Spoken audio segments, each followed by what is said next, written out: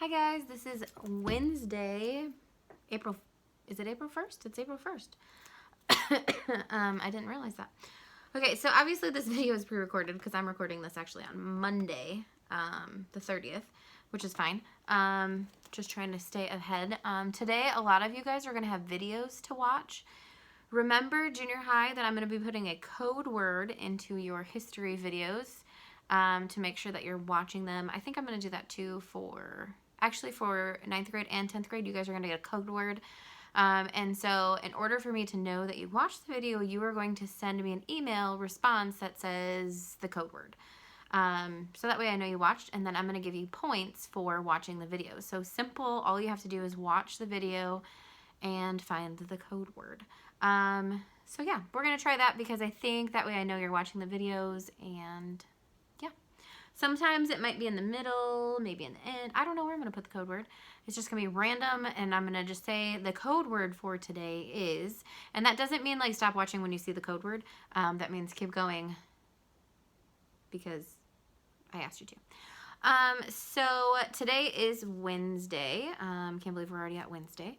Maybe because it's Monday for me. But my plan is to kind of have like Monday, Wednesday, Friday, a certain thing I do each day of the week. I don't know about the whole singing once a week. We'll see. I know the 7th graders, some of them had asked for me to sing, and hopefully you guys like that. I don't know that I'll continue doing that if we continue being stuck at home. I don't know how long we're going to be stuck at home. Maybe we do know by the time we get this video. I don't know. But hopefully we'll get to go back to school next week. But if not, I will still send out like the fun little videos. So today's Wednesday. So on Wednesdays, my plan is to do the podcast of the week. I just think it's kind of fun. I hope you guys like that. I think they're fun, and I enjoy listening to their podcast. Again, if you really like their podcast, or you're like, she is boring, I don't want to listen to her, you can always like stop playing this in a couple minutes and then go and listen to their podcast. It's called History or His Story. Also, if you're not in the classes where we were doing these podcasts, they have, I think, like 15 of them. And so you can watch those and kind of get to see them. There's 3 guys, and they're pretty silly. So it's always fun. For example, the first episode, which is probably my favorite, is the Titanic. And one of them actually asks the question of, well, why didn't the Titanic ever go back, like do its second voyage? And it's pretty funny. So yeah, if you're like, I'm bored, I need something to do, even while you're working on homework, as long as it's not homework that you really have to focus on, if it's just like something simple, then you could listen to the podcast while you're working. I've been listening to it while I'm doing dishes and that kind of stuff. So also, I'm trying to think if there's any other announcements. Make sure you guys are checking in with me. And you're sending emails if you have questions. Remember, I'm available every day. You might only see me on Monday, Wednesday, Friday, but I am available Monday, Wednesday, or every day, Monday through Friday from 9 to 3 to answer questions. And I have my computer up all the time. Like right now, my computer is right here. And so I will answer you as quickly as I possibly can and help you with whatever you need. If you are really stuck and you need more help than that, I'm more than willing to set up like a Zoom meeting if we need to, or like a FaceTime. I have done that a couple times, and I'm more than willing to do that if you're really stuck and lost and confused. I know this is not ideal. Like, I know it's way easier to do school at school. I know. I would much rather be teaching you in a classroom where I can see your faces, because I miss you guys. Honestly, like, I know some people are like, ooh, you get to stay home and you don't have to go anywhere. Yes, the commute is nice. Like, I just walk from my bedroom into the living room, and there we go. But I miss you guys, and I miss just having our regular classroom, and this is crazy. So just know that I also miss you guys. I also miss going outside. I might go on a walk today because it's beautiful. This is Monday. But yeah, you know, that's something too. You can go outside. You know, and there's a lot of people who are doing these really cool, I've debated it, hanging things like in their window to encourage other people. Or this is kind of a challenge for you. Or if you have like a person who's been delivering to you a whole bunch of times, or, you know, like stick a note on the mailbox that says thank you, or on your garbage can put a little sign on top that says thank you, just to like say thank you to all those people who are working, doing these jobs, and kind of risking getting sick to do things for us, because I know like there's a lot of deliveries. I've gotten a lot of deliveries just of different things that I need, and so just that's an encouragement. Just try to encourage other people during this time.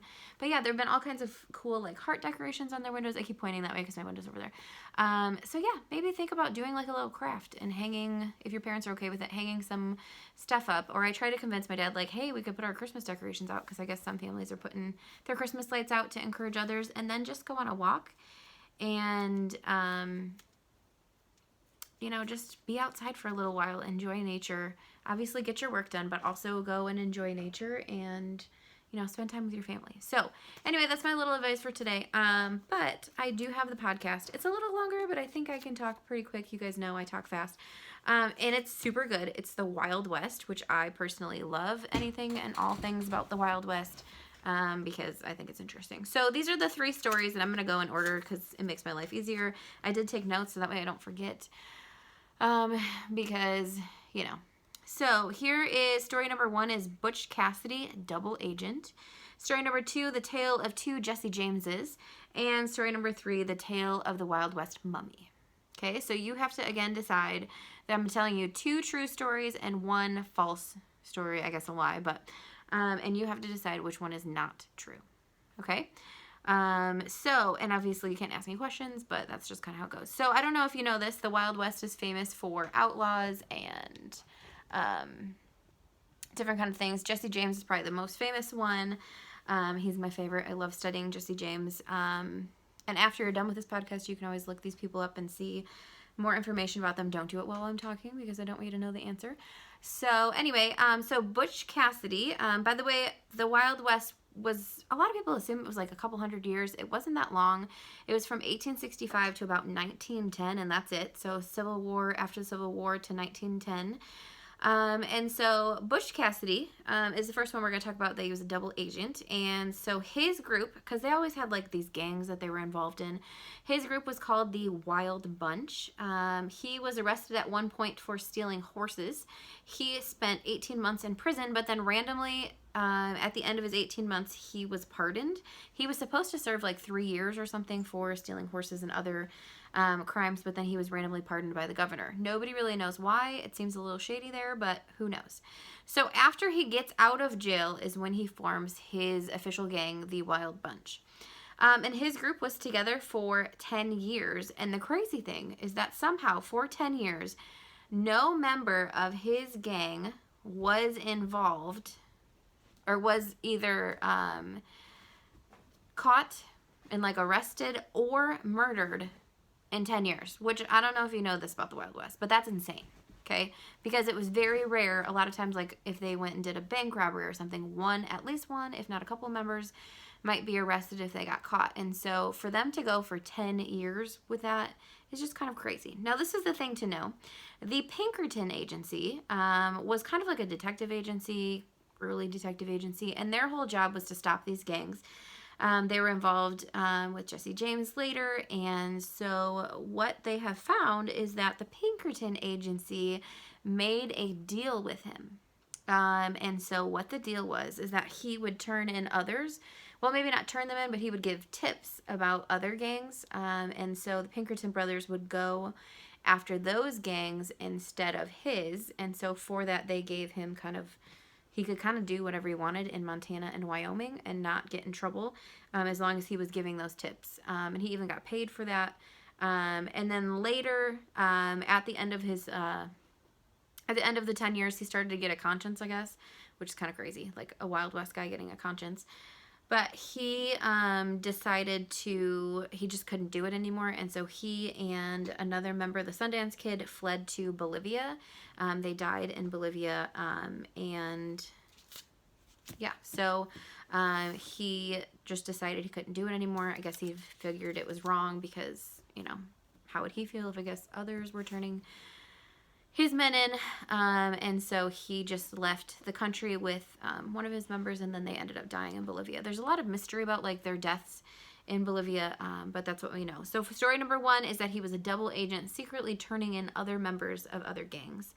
So that is story number 1. I wish you could ask questions because I'm sure you have a whole bunch of them, but you know, that's all I can give you. So, okay, story number 2 is the tale of 2 Jesse Jameses. Now, Jesse James, I don't know why this is true, but it is. A lot of people loved stories of Jesse James. I mean, I do too, I guess. But back then, like, people loved reading newspaper articles and stories about Jesse James. For some reason, they claimed he was like a real life Robin Hood, that he stole from the rich and gave to the poor. The only thing is that the only poor that he gave to were like the people in his gang. So it wasn't like he was going out and like helping the poor people, you know, in his community. That wasn't true. So he was very famous. He was mostly famous from 1866 to 1876. And yeah, I just don't get like why people thought he was Robin Hood. He wasn't. But anyway, so he had a gang, and this gang went to go do a robbery, and the robbery went wrong. Quite a few members are killed, and so he has to hire some new members. One of those new members was a guy named Robert Ford. Now, Robert Ford, kind of like Butch Cassidy, was a double agent.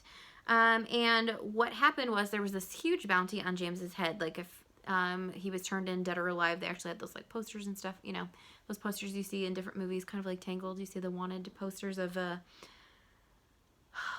forgot his name, Flynn Rider, with his different nose. But anyway, so he was a double agent, this Robert Ford, because he thought, hey, I want that bounty. I want that money for him. So he actually killed James. He was shot in the back of the head. The story is that he went to fix, I think it was a picture. I can't quite remember. He went to dust something off or straighten a picture from what I remember reading, and this Robert Ford guy shot him in the back of the head. So he ends up being buried in the front yard. They think that his ghost would guard and protect the home from any others coming in. But eventually they do move his body to Missouri. That was his birthplace and his birth home, and so they end up moving his body there later. It was like way after when his when a lot of these outlaws and stuff were over. So then the question is, did that actually happen? Like, did Jesse James actually die? Or was that some other person in the gang? Because that was kind of what happened. Is there was this guy named J. Frank Dalton. In 1951, he actually passes away at the age of 103 years old. But all of a sudden, when he was like in his late 90s to about 100, I think it was when he was 100, he claimed that he was the real Jesse James. He said he went into hiding, and that he was not actually killed there. It was a different gang member that was killed. And this is the crazy part. He had the same markings on his body as, or injuries as, Jesse James. Because Jesse James, had 7 bullet wounds. He also had severely burned feet. If you want to know more about like what are these injuries from, you can always read on that online. He had a rope burn around his neck. He had a collapsed lung, and he also had a damaged fingertip. And so when they were kind of researching if this guy was Jesse James, he had the same injuries. And so either this guy is so crazy he self-inflicted these wounds on himself so that way he could be Jesse James, or he actually was the real Jesse James. And those seem like some crazy injuries to have, you know, to not be actually Jesse James. So his family, Jesse James's family that was still surviving, actually went in and kind of did some interviews with him when he was 100. The family said this is not him, but historians were like, well, it could be. And so when he died at the age of 103, they actually put on his death certificate that he was Jesse James, and they actually buried him at the original site where Jesse James had been killed, like that original grave where they had moved his body to his actual home. They buried this guy in the spot where Jesse James was killed. Now in 1980, they obviously didn't have the technology to do DNA tests, so they could not check. But then in 1989, they had the technology, so they actually went in and did a DNA test and found that this guy, what was his name? J. Frank Dalton, was not Jesse James. And the body, they also tested the body in Missouri, and that body did match the DNA that they had, which was Jesse James. So that's story number 2, the tale of 2 Jesse Jameses. That does make me question, though, like, was that guy that insane that he put all those injuries?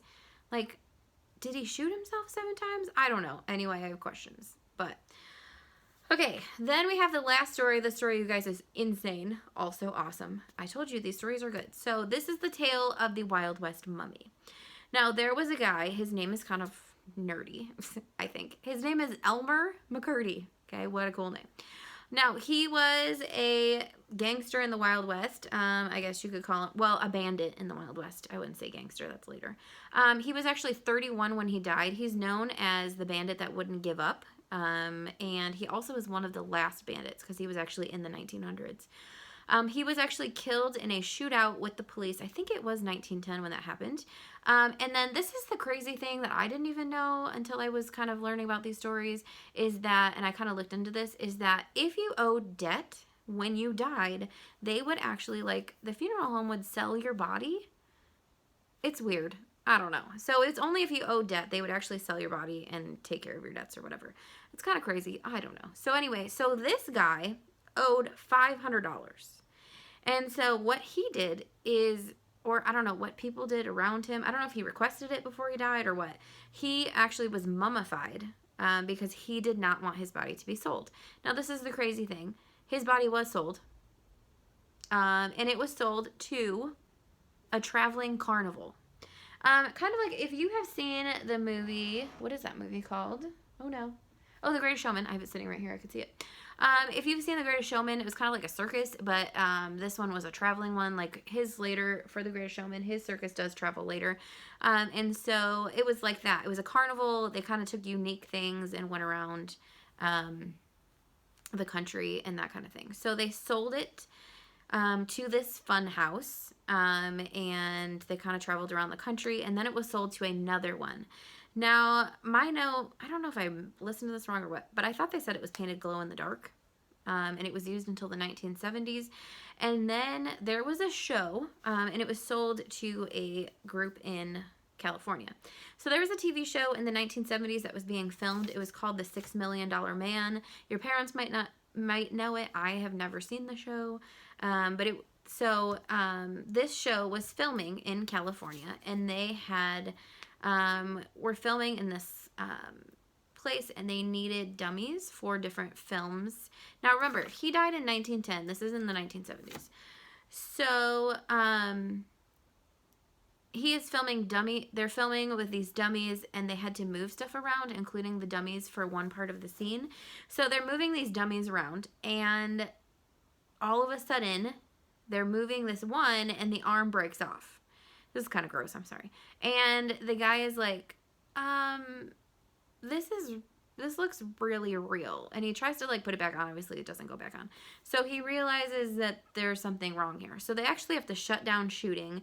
They have to investigate, and they find out that this mummy is actually, what was his name? Elmer McCurdy from the 1910s. And so, yeah, pretty gross that they found his body, and nasty. And so, yeah. So that's the story of the Wild West Mummy. So story number 1, remember, was Butch Cassidy, the double agent. Story number 2 is the tale of 2 Jesse Jameses. And story number 3 is the tale of the Wild West Mummy. Now, I can tell you, the tale of the 2 Jesse Jameses. Oh, I can't get my papers. This one here, not that you can see that. Tale of 2 Jesse Jameses is totally true. There was a guy who claimed to be Jesse James for some odd, crazy reason. I do have questions about all those injuries, though. Okay, so now we're down to story number 1 or 3. Butch Cassidy, double agent, or Tale of the Wild West Mummy. This is the crazy thing. The Wild West Mummy story is also true. Like, that really happened. They found his body in the 1970s when filming a movie. I cannot imagine being that poor guy who broke off the arm. Icky. And realized, oh man, that's like a real person. So that story is true. So the story that is false is Butch Cassidy and the double agent. He was not a double agent that we know of. But yeah, so now you know a lot about the Wild West. I think it's fascinating. If you want more information, you can always Google like Jesse James and the mummy story. Yuck. Elmer McCurdy. I like his name, Elmer. So anyway, I hope you guys have a good day. I hope you enjoy these stories. And also be watching out for videos that I'll be sending today, because, yeah, you will be getting those. And make sure you're watching the videos, because I know you guys have a lot of schoolwork, but you can do it. Okay, remember, you're not sitting at school all day. You could spread it out, but I would suggest, like, make a list of your homework that you have to do. Just make a little, and, do like Monday I'm going to do this, Tuesday I'll do this, Wednesday, and get it done. You guys can do this. I know you can. Just make a schedule, okay? And if you need help, let me know. Have a good day. Bye.